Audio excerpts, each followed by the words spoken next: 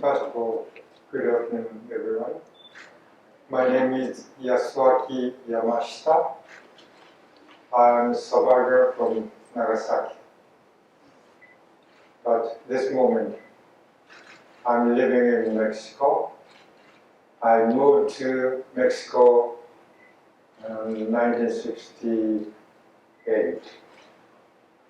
Since then, I was living in Mexico, but I didn't tell anything about my atomic bomb experience because that time I was hiding my identity because I was so scared to tell my story.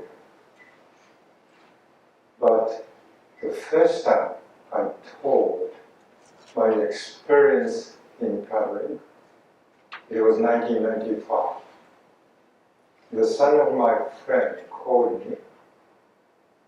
He invited me to come to his school to tell my atomic bomb experience.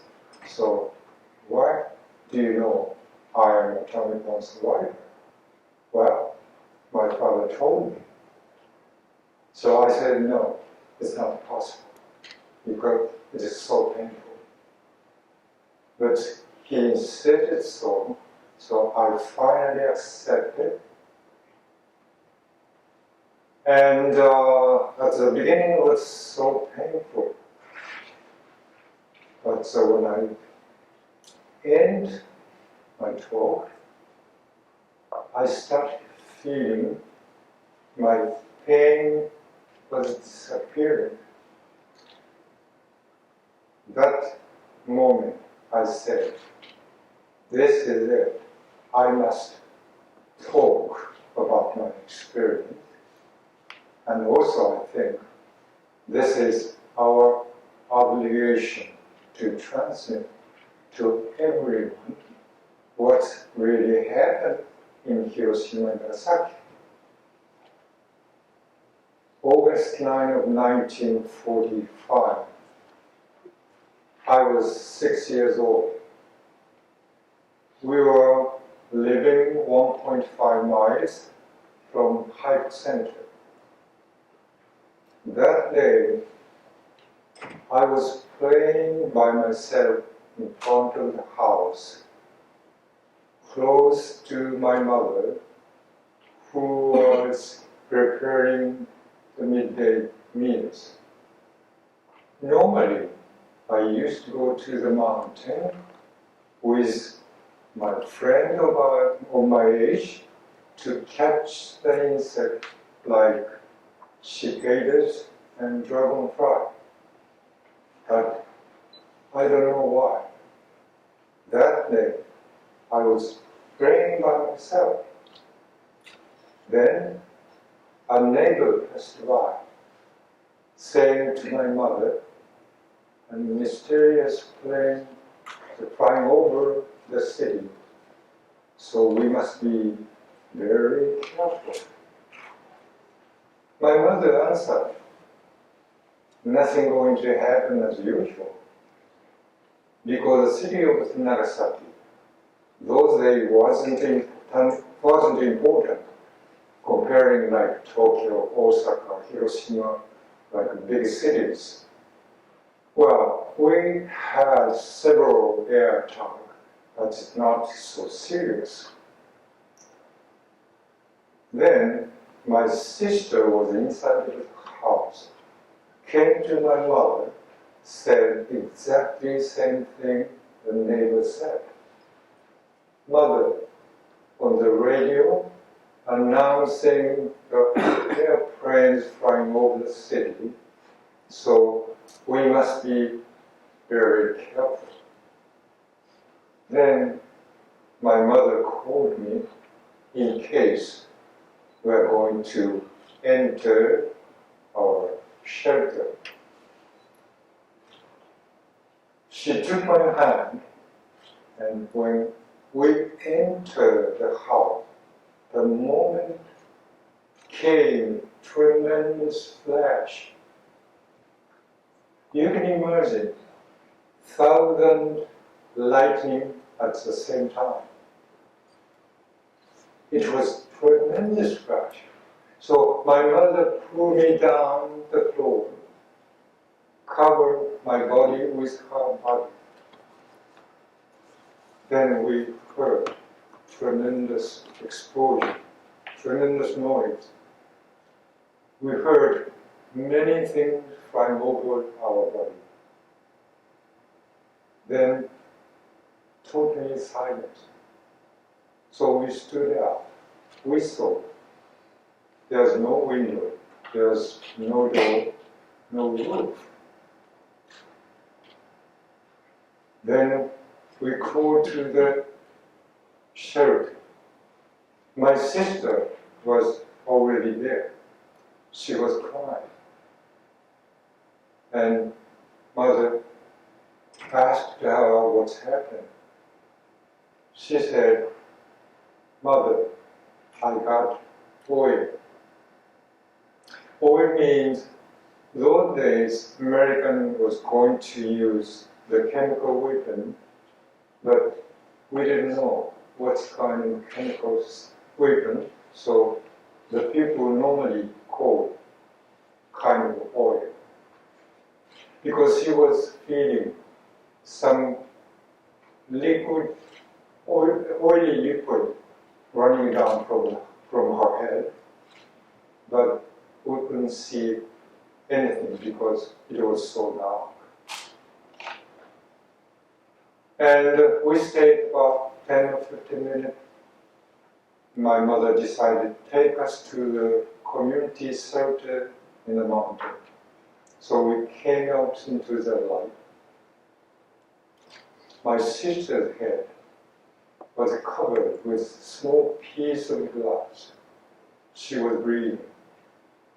So my mother carefully took off all the pieces and cleaned up the blood.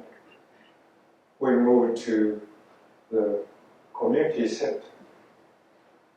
But I won't say, my sister, she was about 13 years. She was using prostheses in her leg. And so at that time, prosthesis was so uncomfortable. So she couldn't move normally. But the moment we moved to the shelter, she ran like a normal person, faster than we did. I believe she was so scared, so she acted like a normal person at that instant moment. I saw the first time she acted like a normal person.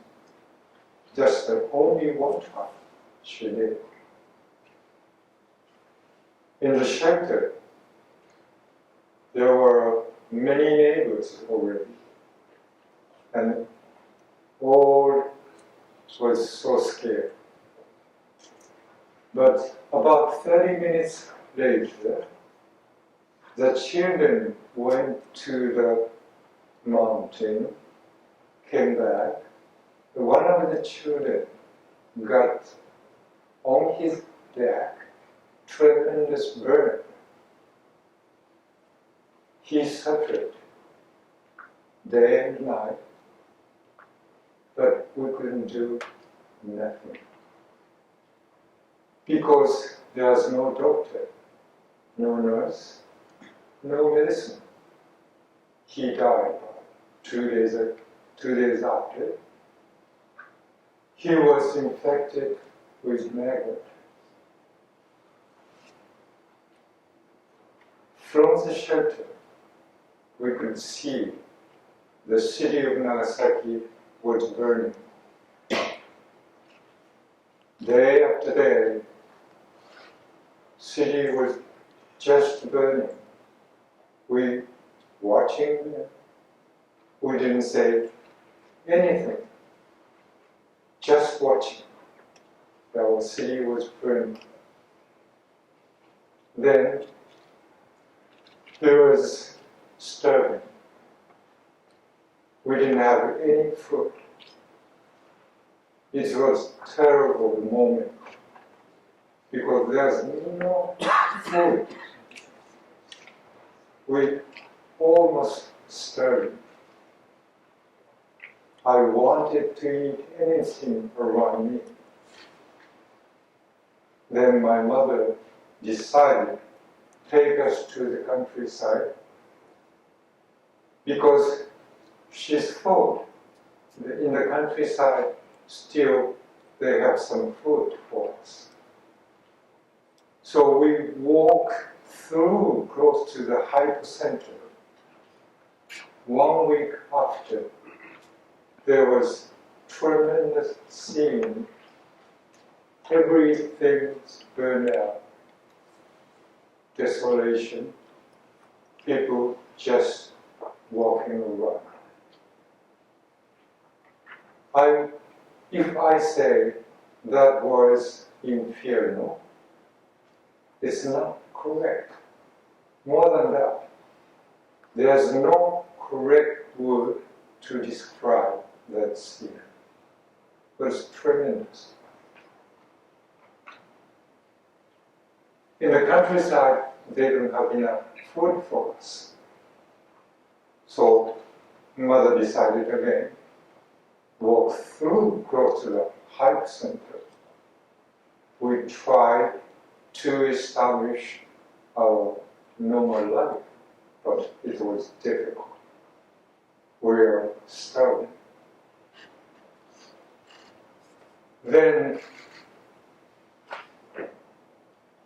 after I graduated my high school education, I started work for the atomic bomb hospital in Nagasaki.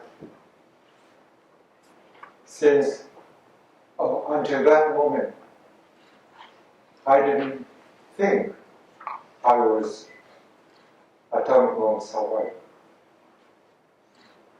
But I saw in the hospital many people suffering, many people dying, and I want to tell you, especially one case.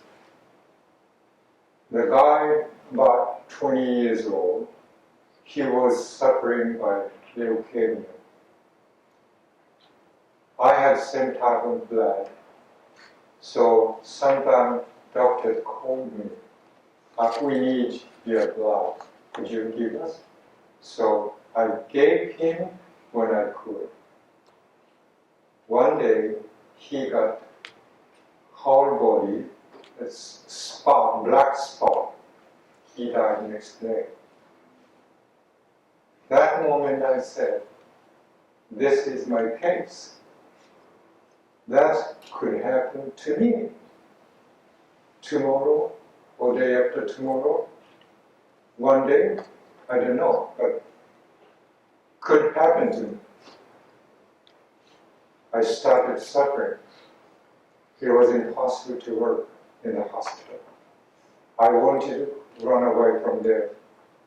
And I wanted to hide my identity to say I'm not Hibakusha. Because we suffered also as a discrimination. Because we carried some kind of disease, contaminated disease. So I want to run away somewhere. No one knows me. And I had a chance to come to Mexico in 1968. And I moved to Mexico thinking maybe I am very safe because no one knows me. No one tells me I'm a survivor. But it was so difficult because September 16, it is Mexican independence. There's military parade. So there are soldiers doing parade and the airplane flying over the city. So wartime memories came back to me. It was so scary. But I still saying I'm not Hibakusha. But one day I got tremendous pneumonia, so I told one of my best friends, and I'm an atomic bomb survivor, but please keep it secret. But 1995, I already I told you I received phone call, and I went to started telling my story. But I think we need transmit our message, what's really happening in Hiroshima and Nagasaki. Because if we don't tell anything, the keeping secret, that history happened again, and the same thing happened somewhere, someplace in the world.